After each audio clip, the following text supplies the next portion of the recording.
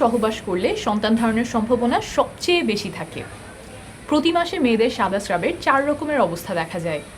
প্রথম প্রকারের অবস্থায় সহবাস করলে সন্তান ধারণের সম্ভাবনা খুবই ক্ষীণ থাকে, শুকনো মনে হয়, তখন গর্ভধারণের সম্ভাবনা প্রায় শূন্যের কাছাকাছি, 0.3%। এর পরের অবস্থায় মাসিকের রাস্তা হালকা ভেজা মনে হয়, কিন্তু আপনি চোখে কোনো সাদা স্রাব দেখেন না বা হাতেও ধরতে পারেন না, তখন গর্ভধারণের সম্ভাবনা থাকে 1%-এর একটু বেশি, 1.3%।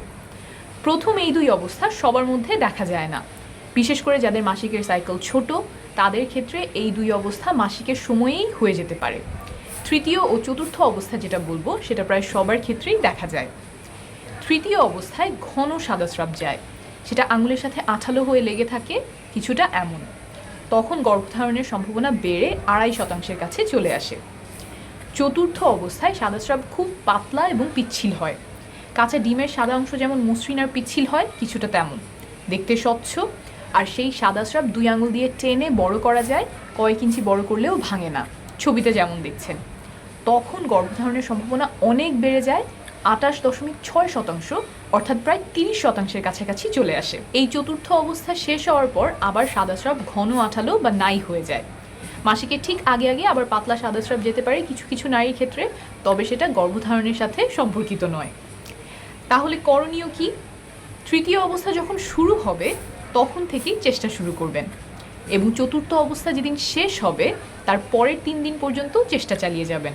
আর একটু আগেই দেখেছেন যে চতুর্থ অবস্থায় সম্ভাবনা সবচেয়ে বেশি থাকে, এটা মাথায় রাখবেন। এই গেল প্রথম পদ্ধতি। আমি আরও কয়েকটা সহজ উপায় এখন শেখাবো, কারণ সবার শরীর তো একভাবে কাজ করে না, নানা কারণে সাদা স্রাব ভিন্ন হতে পারে। কয়েকটা পদ্ধতি যদি বুঝে নেন তাহলে একটা না একটা আপনাকে সঠিক সময় বুঝতে সাহায্য করবে।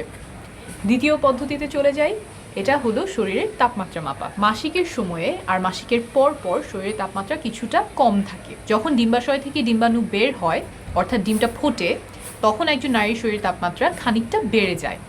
না মাপলে এটা সাধারণত বোঝা যায় না, কারণ খুব সামান্য পরিমাণে বাড়ে, 0.2 ডিগ্রি সেলসিয়াস বা 0.4 ডিগ্রি ফারেনহাইটের মতো। আপনি যদি প্রতিদিন শরীরের তাপমাত্রা মাপতে থাকেন তাহলে কখন বেড়ে গেল সেটা আপনি ধরতে পারবেন। এই ক্ষেত্রে একটা রুল মনে রাখবেন, 6-এর পরে 3, টানা 6 দিন কম তাপমাত্রার পরে টানা 3 দিন বেশি তাপমাত্রা থাকতে হবে। একদিন তাপমাত্রা এসে সেটা আবার চলে গেলে তা হবে না, সেটা মানসিক চাপ বা অন্য কোনো কারণে হতে পারে। এই যে টানা বেশি তাপমাত্রা শুরু হলো, এটা শুরু হওয়ার তৃতীয় দিন পর্যন্ত ফার্টাইল উইন্ডো থাকে।